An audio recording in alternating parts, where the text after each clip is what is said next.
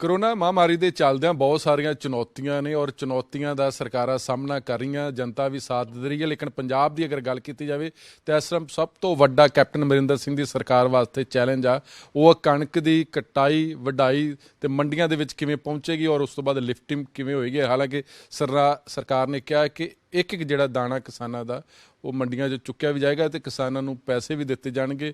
ਔਰ ਹੋਰ ਵੀ ਮੁੱਦੇ ਨੇ, ਇਹਨਾਂ ਮੁੱਦਿਆਂ ਸਮੇਤ ਅਸੀਂ ਗੱਲਬਾਤ ਕਰਾਂਗੇ ਪੰਜਾਬ ਦੇ ਕੈਬਨਿਟ ਮੰਤਰੀ ਭਰਤ ਭੂਸ਼ਣ ਆਸ਼ੂ ਜੀ। ਉਹ ਸਭ ਬਹੁਤ ਵੱਡਾ ਚੈਲੰਜ ਆ ਸਰਕਾਰ ਵਾਸਤੇ ਵੀ ਤੇ ਤੁਹਾਡਾ, ਕਿਉਂਕਿ ਤੁਹਾਡਾ ਮੰਤਰਾਲਾ ਹੈਗਾ। ਕਿਵੇਂ ਦੀ ਚੁਣੌਤੀ ਔਰ ਕਿਸਾਨਾਂ ਨੂੰ ਕਿੰਨੀ ਕੁ ਰਿਲੀਫ ਦਿੱਤੀ ਜਾ ਰਹੀ ਹੈ ਇਸ ਔਖੀ ਘੜੀ ਦੇ ਵਿੱਚ ਜੀ?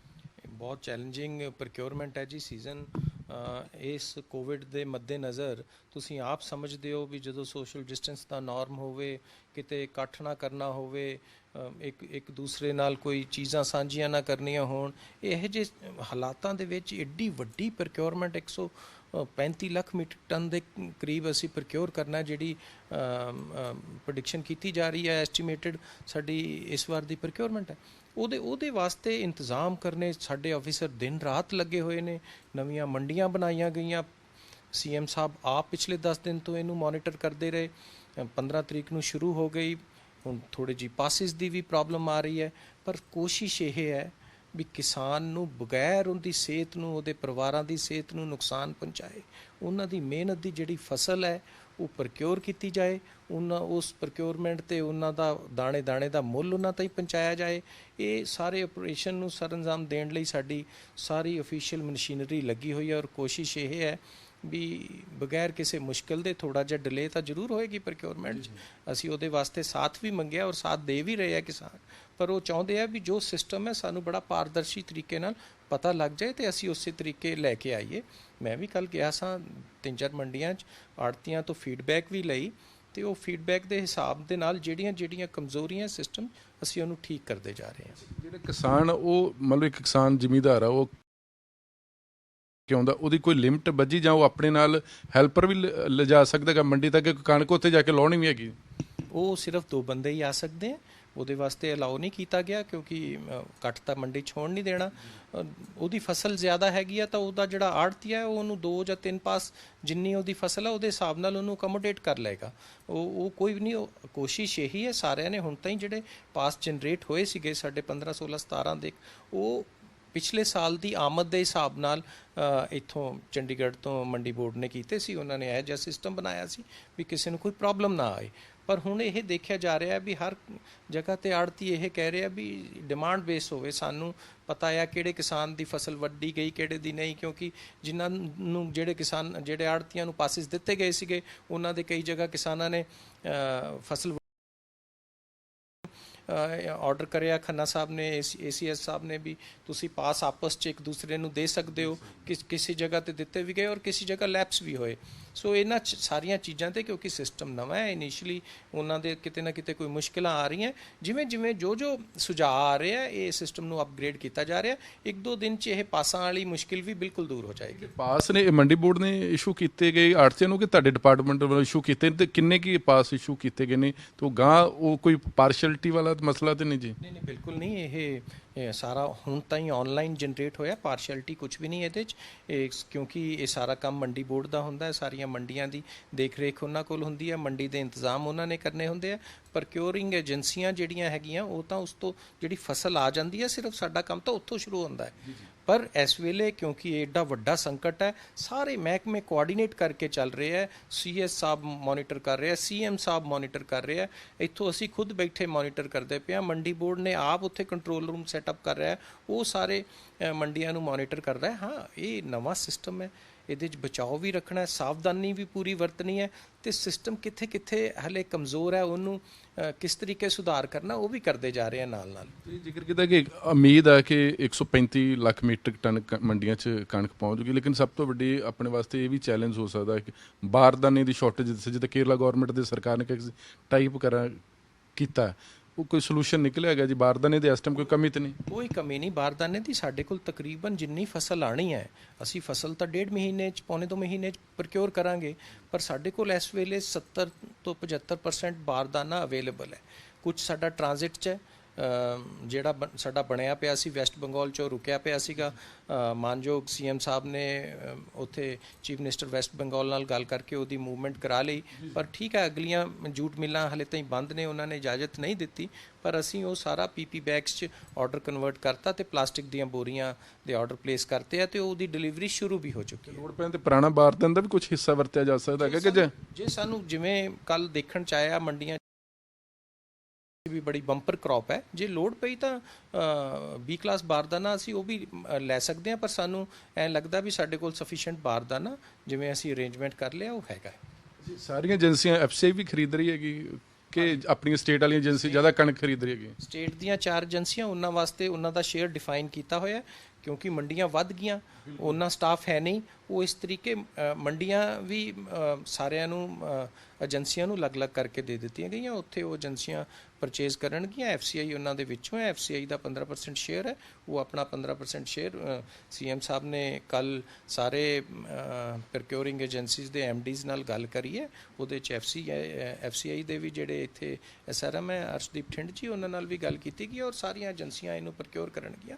ਇਨੀਸ਼ੀਅਲੀ ਥੋੜ੍ਹੀਆਂ ਮੁਸ਼ਕਿਲਾਂ ਜ਼ਰੂਰ ਆ ਰਹੀਆਂ, ਪਰ ਅਸੀਂ ਉਹਨੂੰ 1-2 ਦਿਨ 'ਚ ਦੂਰ ਕਰ ਦਿਆਂਗੇ। ਹਰ ਫਸਲ ਦਾ ਦਾਣਾ ਚੱਕੇ, ਅੱਜ ਤੁਸੀਂ ਦੇਖੋ ਮੌਸਮ ਖਰਾਬ ਹੋ ਰਿਹਾ ਹੈ ਤੇ ਕੱਲ ਜੋ ਸਾਨੂੰ ਪਤਾ ਚੱਲਿਆ ਹੈ ਬਾਰਿਸ਼ ਪੈਣ ਦੇ ਆਸਾਰ ਨੇ, ਤਾਂ ਉਹਦੇ ਵਾਸਤੇ ਵੀ ਮੰਡੀ ਬੋਰਡ ਨਾਲ ਰਲ ਕੇ ਕੋਈ ਐਡਵਾਈਜ਼ਰੀ ਇਸ਼ੂ ਕੀਤੀ ਜਾਏਗੀ ਵੀ ਫਸਲ ਖਰਾਬ ਨਾ ਹੋਵੇ। ਬਹੁਤ ਸਾਰੇ ਕਿਉਂਕਿ ਪ੍ਰੋਬਲਮ ਵੱਡੀ ਹੈਗੀ ਆ, ਬਹੁਤ ਜ਼ਿਆਦਾ ਜਿਹੜੇ ਕੱਚੇ ਫੜ ਜਾਂ ਆਰਜੀ ਤੌਰ ਤੇ ਮੰਡੀਆਂ ਸੈਟਅਪ ਕੀਤੀਆਂ ਗਈਆਂ, ਜਿੱਦਾਂ ਬਾਰਿਸ਼ ਦੀ ਵੀ ਪ੍ਰੈਡਿਕਸ਼ਨ ਆ ਤੇ ਕੋਈ ਉਹਦੇ ਦੇ ਹੈ ਧਿਆਨ ਦੇ ਵਿੱਚ ਹੈਗੇ ਕਿ ਮੰਡੀਆਂ 'ਚ ਜਿਹੜੀ ਕਣਕ ਆ ਗਈ ਜਿੰਨੀ ਵੀ ਹੈਗੀ ਤੇ ਉਹ ਨਾ ਬਾਰਿਸ਼ ਕਰਕੇ ਖਰਾਬ ਹੋ ਜਾਵੇ ਜੀ, ਉਹਦੇ ਪ੍ਰਬੰਧ ਕਿਹੋ ਜਿਹੇ ਜੀ?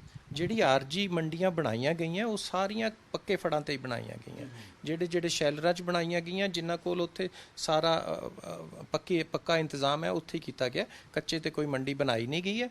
ਤੇ ਉਹ ਜਿਹੜੀ ਪ੍ਰਕਿਊਰ ਹੋ ਜਾਂਦੀ ਹੈ ਕਣਕ, ਉਹ ਕਰੇਟਾਂ ਤੇ ਲੱਗੇ, ਉਹਦੇ ਉੱਪਰ ਲਾਣ ਨੂੰ ਤਰਪਾਲਾਂ, ਅਸੀਂ ਸਾਰੀਆਂ ਚੀਜ਼ਾਂ ਦਾ ਇੰਤਜ਼ਾਮ ਕਰਕੇ ਰੱਖਿਆ। ਪੂਰੇ ਪੰਜਾਬ ਨੇ ਵੀ ਤੇ ਹਰਿਆਣਾ ਗੌਰਮੈਂਟ ਨੇ ਵੀ ਸੈਂਟਰ ਸਰਕਾਰ ਨੂੰ ਪੱਤਰ ਲਿਖਿਆ ਗਿਆ ਸੀ ਕਿ ਜਿਹੜੇ ਕਿਸਾਨ ਦੇਰ ਨਾਲ ਕਣਕ ਲੈ ਕੇ ਉਹਨਾਂ ਨੂੰ ਬੋਨਸ ਦਿੱਤਾ ਜਾਵੇ। ਕੁਝ ਇਦਾਂ ਦੀ ਸਰਕਾਰ ਵੱਲੋਂ, ਸੈਂਟਰ ਸਰਕਾਰ ਵੱਲੋਂ ਕੋਈ ਜੇ ਆਇਆ ਜਵਾਬ ਜੀ? ਹਾਂ ਕਰ ਹਾਲੇ ਤਾਈਂ ਕੋਈ ਕਮਿਊਨੀਕੇਸ਼ਨ ਉੱਥੋਂ ਮਿਲੀ ਨਹੀਂ, ਪਰ ਕੱਲ ਅਸੀਂ ਸਾਡੇ ਵਿਭਾਗ ਨੇ ਫੂਡ ਵੱਲੋਂ ਉਹਨਾਂ ਨੂੰ ਰਿਮਾਈਂਡਰ ਦੁਬਾਰਾ ਜਾਰੀ ਕੀਤਾ ਵੀ ਸਾਡੇ ਸੀਐਮ ਸਾਹਿਬ ਨੇ ਲਿਖਿਆ ਸੀਗਾ ਸੈਂਟਰ ਗਵਰਨਮੈਂਟ ਨੂੰ, ਪੀਐਮ ਸਾਹਿਬ ਨੂੰ, ਅਤੇ 2 ਦਿਨ ਪਹਿਲਾਂ ਵੀਸੀ ਹੋਈ ਸੀਗੀ ਸ਼੍ਰੀ ਰਾਮ ਵਿਲਾਸ ਪਾਸਵਾਨ ਜੀ ਦੀ, ਉਹਦੇ ਵਿੱਚ ਮੈਂ ਵੀ ਇਹ ਇਸ਼ੂ ਰੇਜ਼ ਕਰਿਆ ਸੀਗਾ ਵੀ ਇਹ ਛੇਤੀ ਤੋਂ ਛੇਤੀ ਇਹਦੇ 'ਚ ਫੈਸਲਾ ਕਰਕੇ ਸਾਨੂੰ ਕਮਿਊਨੀਕੇਟ ਕੀਤਾ ਜਾਵੇ ਤਾਂ ਕਿ ਕਿਸਾਨ ਭਰਾਵਾਂ ਨੂੰ ਉਹ ਬੋਨਸ ਦਿੱਤਾ ਜਾ ਸਕੇ ਜਿਹੜਾ ਮਗਰੋਂ ਫਸਲ ਲਿਆਂਦਾ। ਬੋਨਸ ਕਿੰਨਾ ਕੀ ਇੰਪੋਰਟੈਂਟ ਹੈਗਾ ਸਟੇਟ ਵਾਸਤੇ ਔਰ ਕਿਸਾਨਾਂ ਵਾਸਤੇ, ਕਿੰਨਾ ਕੀ ਮਹੱਤਵਪੂਰਨ ਇਸ ਔਖੀ ਘੜੀ ਦੇ ਵਿੱਚ? ਇਹ ਸੌਖੀ ਘੜੀ 'ਚ ਉਹ ਬਹੁਤ ਲਾਭਵੰਦ ਹੋਏਗਾ, ਕਿਉਂਕਿ ਜਿਹੜਾ ਕਿਸਾਨ ਜਿਹਦੀ ਫਸਲ ਮਗਰੋਂ ਆ ਰਹੀ ਹੈ ਜਾਂ ਉਹਨੂੰ ਕਿਹਾ ਜਾ ਰਿਹਾ ਹੈ ਵੀ ਫਸਲ ਸਟੋਰ ਕਰਕੇ ਘਰੇ ਰੱਖੋ, ਹੌਲੀ ਲਿਆਓ, ਉਹਨਾਂ ਨੂੰ ਉਹਦਾ ਆਖਰ ਤਾਂ ਸਟੋਰ ਕਰਨ ਦਾ, ਘਰੇ ਲਾਉਣ ਦਾ, ਫਿਰ ਦੁਬਾਰਾ ਲੱਦ ਕੇ ਲਿਆਉਣ ਦਾ ਖਰਚਾ ਪੈਂਦਾ ਹੈ, ਉਹਦੇ ਨਾਲ ਕੰਪਨਸੇਟ ਹੋ ਜਾਏਗਾ। ਮੈਨੂੰ ਲੱਗਦਾ ਕਿ ਸੈਂਟਰ ਸਰਕਾਰ ਨੂੰ ਅਨਾਉਂਸਮੈਂਟ ਕਰ ਦੇਣੀ ਚਾਹੀਦੀ, ਕਿਉਂਕਿ ਪੰਜਾਬ ਤੇ ਹਰਿਆਣਾ ਦੋਨੇ ਖੇਤੀਬਾੜੀ ਸੂਬੇ ਨੇ ਔਰ ਕਣਕ ਸਭ ਤੋਂ ਵੱਡੀ ਸੈਂਟਰ ਪੂਲ 'ਚ ਇੱਥੋਂ ਹੀ ਜਾਂਦੀ ਹੈਗੀ। ਕੋਸ਼ਿਸ਼ ਇਹ ਹੈ, ਕਿਉਂਕਿ ਇਸ ਵਾਰ ਬਕਾਇਦਾ ਤੌਰ ਤੇ ਜਿਹੜਾ ਪਿੱਛੇ ਜੇ ਇਹ ਸਮਝਣ ਲੱਗ ਗਏ ਸੀਗੇ ਵੀ ਫੂਡ ਗ੍ਰੇਨਸ ਦੀ ਲੋੜ ਨਹੀਂ, ਹਾਂ ਇਹ ਬਫਰ ਕਾਤੇ ਕ੍ਰੀਏਟ ਕਰ ਰੱਖਿਆ ਹੋਇਆ ਹੈ, ਇਹ ਵੀ ਨੀਤੀ ਆਯੋਗ ਵਾਲੇ ਕਹਿ ਰਹੇ ਸੀਗੇ ਵੀ ਤੁਸੀਂ ਆਪਣੀ ਫੂਡ ਸਿਕਿਉਰਿਟੀ ਨੂੰ ਛੱਡੋ ਤੇ ਆਪਣੀ ਸਿਕਿਉਰਿਟੀ ਦਾ ਫਿਕਰ ਕਰੋ। ਅੱਜ ਮਹਿਸੂਸ ਹੋਈ, ਸਾਰੀ ਦੁਨੀਆ ਨੂੰ ਮਹਿਸੂਸ ਹੋ ਗਿਆ ਇਸ ਬਫਰ ਸਟਾਕ ਦੀ ਕੀਮਤ। ਅੱਜ ਵੀ ਮੈਂ ਤੁਹਾਨੂੰ ਦੱਸਦਾ 40 ਰੇਕਸ ਲੱਗੇ ਹੋਏ ਹੈ ਜਿਹੜੇ ਐਫਸੀਆਈ ਦੇ ਥਰੂ ਮੁਲਕ ਦੇ ਬਾਕੀ ਹਿੱਸਿਆਂ ਨੂੰ ਜਾਣੇ ਹੈ, ਤੇ 40 ਰੇਕਸ 'ਚ ਕਣਕ ਔਰ ਚਾਵਲ ਇੱਥੋਂ ਭਰ ਕੇ ਜਾਣਾ, ਤੇ ਅੱਜ ਮਹਿਸੂਸ ਹੋ ਰਹੀ ਹੈ।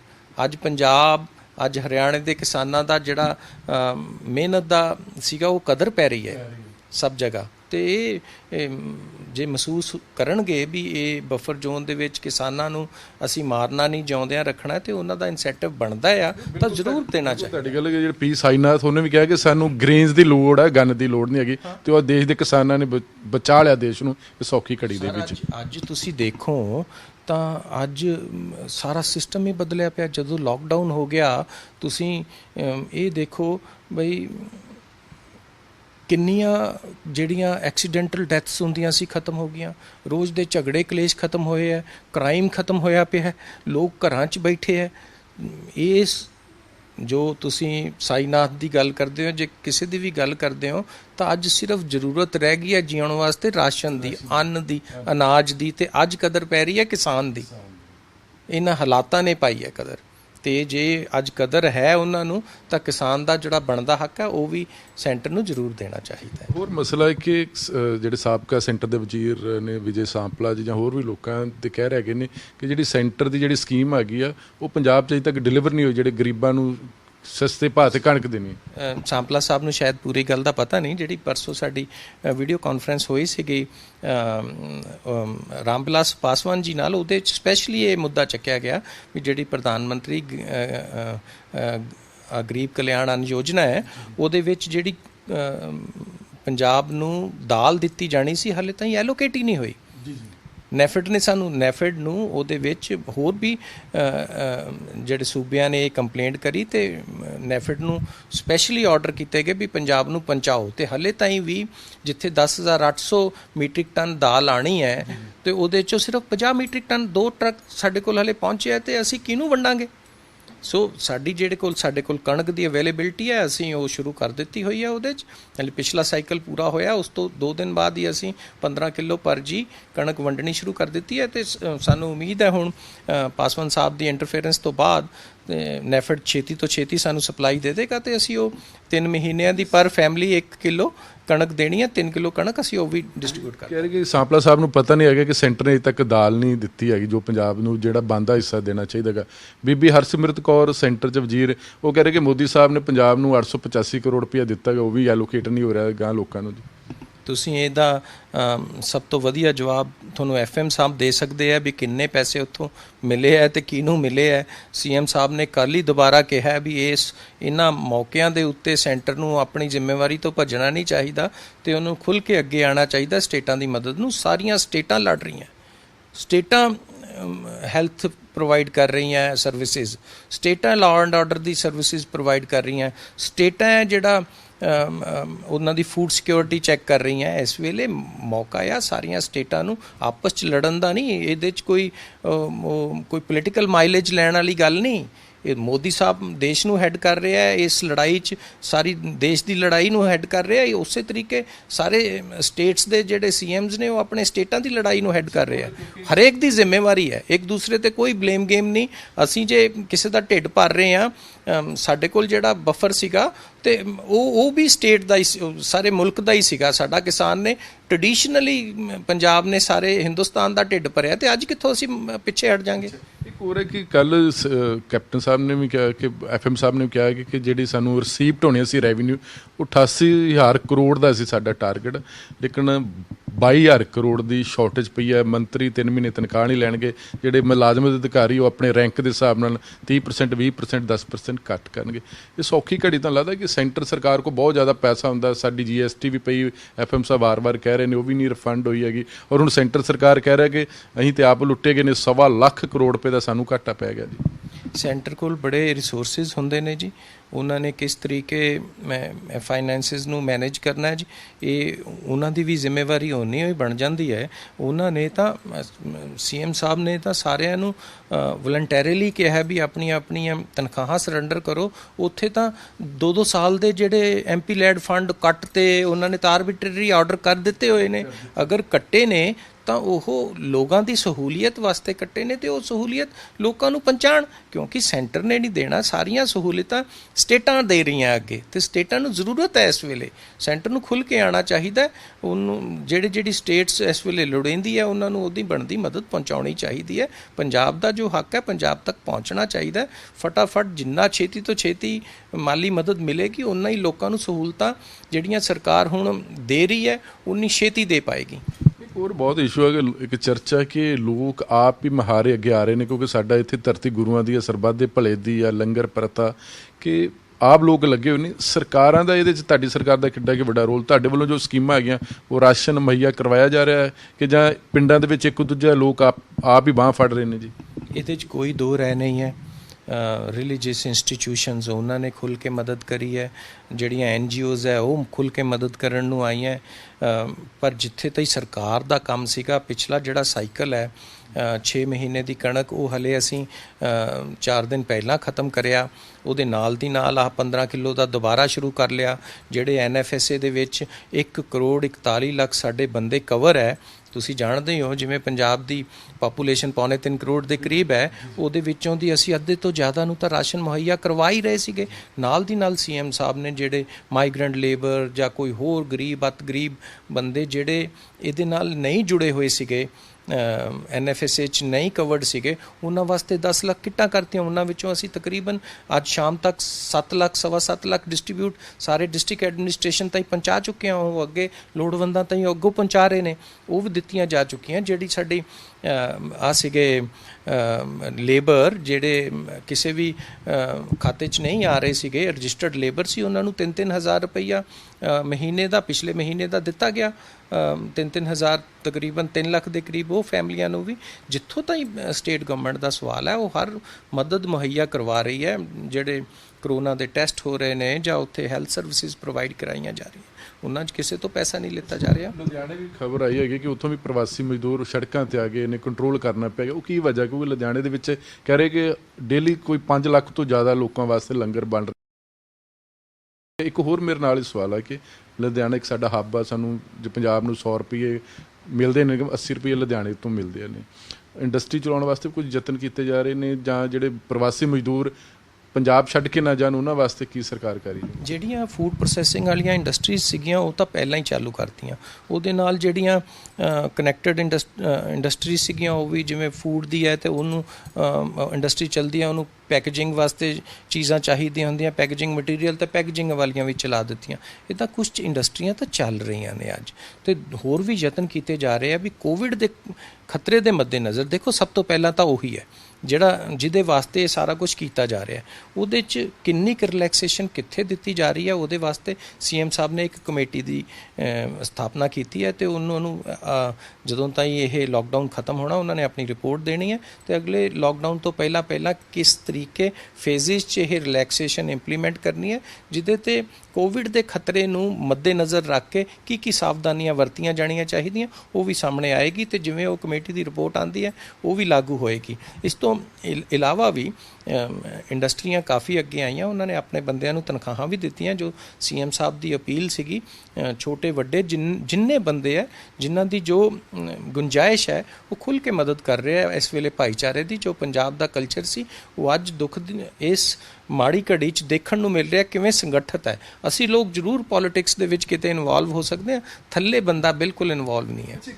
ਦਿੱਲੀ ਦੇ ਵਿੱਚ ਪ੍ਰਵਾਸੀ ਮਜ਼ਦੂਰ ਇੱਕਦਮ ਮੂਵ ਕਰ ਜਾਂਦੇ, ਫਿਰ ਉਸ ਤੋਂ ਬਾਅਦ ਬੰਬੇ ਦੇ ਵਿੱਚ ਪ੍ਰਵਾਸੀ ਮਜ਼ਦੂਰ ਹੈ, UP ਬਿਹਾਰ ਦੇ, ਉਹ ਮੂਵ ਕਰਦੇ। ਹੁਣ ਲੁਧਿਆਣੇ ਦੇ ਵਿੱਚ ਪੰਜਾਬ 'ਚ ਘਟਨਾ ਹੋਈ ਹੈ, ਇਹ ਕਿਵੇਂ ਤੁਹਾਨੂੰ ਲੱਗਦਾ ਹੈਗਾ ਕਿ ਅਫਵਾਹਾਂ ਫੈਲ ਰਹੀਆਂ ਕਿ ਕੋਈ ਪਿੱਛੇ ਸ਼ਰਾਰਤ ਵੀ ਹੈ? ਇਹਦੇ 'ਚ ਕੋਈ ਦੋ ਰਹਿ ਨਹੀਂ, ਸ਼ਰਾਰਤਾਂ ਹੁੰਦੀਆਂ ਨੇ, ਕਿਉਂਕਿ ਡਿਸਟ੍ਰਿਕਟ ਐਡਮਿਨਿਸਟ੍ਰੇਸ਼ਨ ਉੱਥੇ ਬਹੁਤ ਅੱਛਾ ਕੰਮ ਕਰ ਰਹੀ। ਮੈਂ ਲੁਧਿਆਣੇ ਨੂੰ ਬਿਲੋਂਗ ਕਰਦਾ, ਉੱਥੇ ਸਾਡੇ ਜਿੰਨੀਆਂ NGOs ਨੇ ਖੁੱਲ੍ਹ ਕੇ ਉੱਥੇ ਕੰਮ ਕਰਦਾ। ਕੱਲਾ ਡੇਰਾ ਰਾਧਾ ਸਵਾਮੀ ਬਿਆਸ ਹੀ ਉੱਥੇ 2 ਲੱਖ ਬੰਦੇ ਦਾ ਖਾਣਾ ਬਣਾ ਰਿਹਾ, ਔਰ ਉਹਨਾਂ ਨੂੰ ਸਵੇਰ ਸ਼ਾਮ ਖਿਲਾ ਰਿਹਾ। ਉਹਨਾਂ ਨੇ 10 ਸੈਂਟਰ ਆਪਣੇ ਖੋਲ੍ਹੇ ਹੋਏ ਆ, ਕੋਈ ਕਿਸੇ ਨੂੰ ਕੋਈ ਰਹਿਣ ਵਾਸਤੇ ਜਗ੍ਹਾ ਨਹੀਂ ਹੈ, ਤੇ ਅੰਦਰ ਆਉਣ ਉੱਥੇ ਸਾਰੀਆਂ ਸਹੂਲਤਾਂ ਉਹਨਾਂ ਨੂੰ ਪ੍ਰੋਵਾਈਡ ਕਰਵਾਈਆਂ ਹੋਈਆਂ। ਇਸੇ ਤਰੀਕੇ ਹੋਰ NGOs ਨੇ, ਗੁਰਦੁਆਰਾ ਸਾਹਿਬ ਨੇ, ਜਿਹੜੇ ਲੰਗਰ, ਉੱਥੇ ਲੰਗਰ ਦੀ ਕੋਈ ਕਮੀ ਨਹੀਂ ਹੈ। ਉਹਨਾਂ ਨੂੰ ਜਿਹੜੇ ਬੰਦੇ ਨਿਕਲ ਕੇ ਸਾਹਮਣੇ ਆਏ ਸੀ, ਸਮਝਾ ਦਿੱਤਾ ਗਿਆ ਤੇ ਵਾਪਸ ਚਲੇ ਗਏ। ਅੱਜ ਬਿਲਕੁਲ ਸ਼ਾਂਤੀ ਹੈ, ਉੱਥੇ ਕੁਝ ਨਹੀਂ। ਪਰ ਇੱਕ ਛੋਟਾ ਜਿਹਾ ਉਹਨੂੰ ਦੇਖਿਆ ਜਾ ਰਿਹਾ ਵੀ ਉਹ ਕਿਸ ਕਰਕੇ ਬਾਹਰ ਆਏ, ਉਹ ਰਾਸ਼ਨ ਕਰਕੇ ਬਾਹਰ ਆਏ। ਜੋ ਮੇਰੇ ਕੋਲ ਰਿਪੋਰਟਸ ਹੈ, ਰਾਸ਼ਨ ਦੀ ਕੋਈ ਕਮੀ ਨਹੀਂ ਹੈ। DC ਸਾਹਿਬ ਆਪ ਮੋਨੀਟਰ ਕਰਦੇ ਆ, ਉੱਥੇ ਸਾਡੇ CP ਮੋਨੀਟਰ ਕਰਦੇ ਆ। ਰਾਸ਼ਨ ਜਿੱਥੇ ਜਿੱਥੇ ਚਾਹੀਦਾ 1 ਮਿੰਟ ਤੋਂ ਪਹਿਲਾਂ ਪਹੁੰਚਦਾ ਆ, ਔਰ ਉਹਨਾਂ ਨੂੰ ਇਕੱਠਾ 5-5 7-7 ਦਿਨਾਂ ਦਾ ਰਾਸ਼ਨ ਦੇ ਕੇ ਆਂਦਾ ਜਾਂਦਾ, ਤਾਂ ਕਿ ਲੋਕ ਆਰਾਮ ਨਾਲ ਬੈਠ ਕੇ ਖਾ ਸਕਣ। ਔਰ ਉਹਨਾਂ ਨੂੰ ਇਹ ਭਰੋਸਾ ਆ ਵੀ ਅਸੀਂ ਖਾਣੇ ਤੋਂ ਵਾਂਝੇ ਨਹੀਂ ਰਹਿੰਦੇ।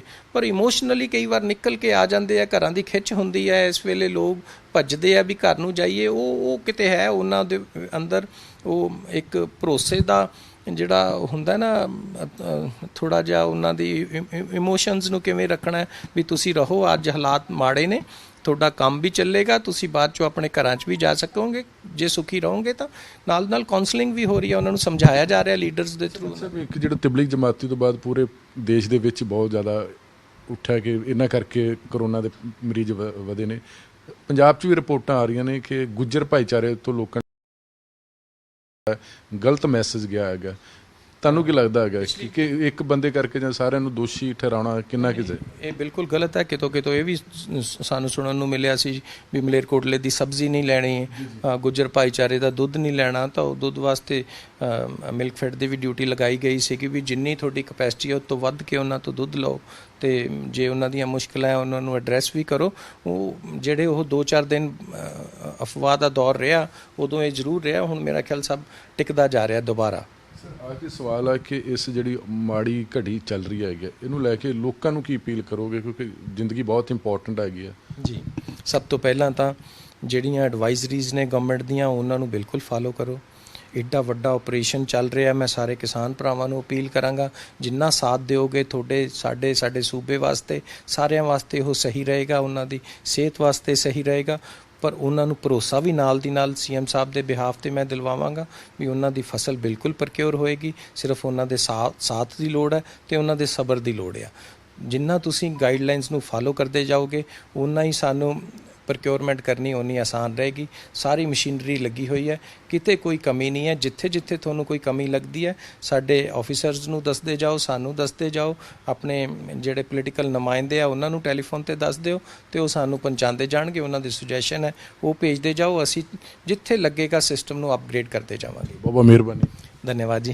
ਇਸੇ ਸੂਬੇ ਦੇ ਵਜ਼ੀਰ ਭਾਰਤ ਭੂਸ਼ਣ ਆਸ਼ੂ ਜਿਨ੍ਹਾਂ ਨੇ ਦੱਸਿਆ ਗਿਆ ਕਿ ਉਹਨਾਂ ਦੇ ਡਿਪਾਰਟਮੈਂਟ ਵੱਲੋਂ ਬਹੁਤ ਸਾਰੀਆਂ ਕੋਸ਼ਿਸ਼ਾਂ ਕੀਤੀਆਂ ਜਾ ਰਹੀਆਂ ਔਰ ਕਿਸਾਨਾਂ ਦਾ ਇੱਕ ਜਿਹੜਾ ਦਾਣਾ ਉਹ ਹਰ ਹਾਲਤ ਵਿੱਚ ਖਰੀਦਿਆ ਜਾਊਗਾ। ਔਰ ਕਿਉਂਕਿ ਮਸਲਾ ਕਿ ਹਮੇਸ਼ਾ ਹੀ ਪੰਜਾਬ ਨੇ ਸੈਂਟਰ ਦਾ ਢਿੱਡ ਭਰਿਆ ਗਾ ਕਣਕ ਦੇ ਮਸਲੇ ਚਾਹੇ ਚੌਲ ਦੇ ਮਸਲੇ ਵਿੱਚ, ਲੇਕਿਨ ਕਿਉਂਕਿ ਇਮਤਿਹਾਨ ਦੀ ਘੜੀ ਬਹੁਤ ਔਖੀ ਹੈ ਤੇ ਉਸ ਵਾਸਤੇ ਸਾਨੂੰ ਸਬਰ ਦੀ ਜ਼ਰੂਰਤ ਆ। ਔਰ ਮਾਸ਼ਾਅੱਲਾ ਇਹ ਜਿਹੜੀ ਕਰੋਨਾ ਦੇ ਖਿਲਾਫ ਜਿਹੜੀ ਦੇਸ਼ ਨੇ ਜੰਗ ਵਿੱਢੀ ਹੋਈ ਹੈ ਇਹ ਅਸੀਂ ਜ਼ਰੂਰ ਜਿੱਤਾਂਗੇ। ਕੈਮਰਾ ਮਨਦੀਪ ਸਿੰਘ ਦੇ ਨਾਲ ਜਗਤਾਰ ਸਿੰਘ, NB ਨਿਊਜ਼, ਚੰਡੀਗੜ੍ਹ।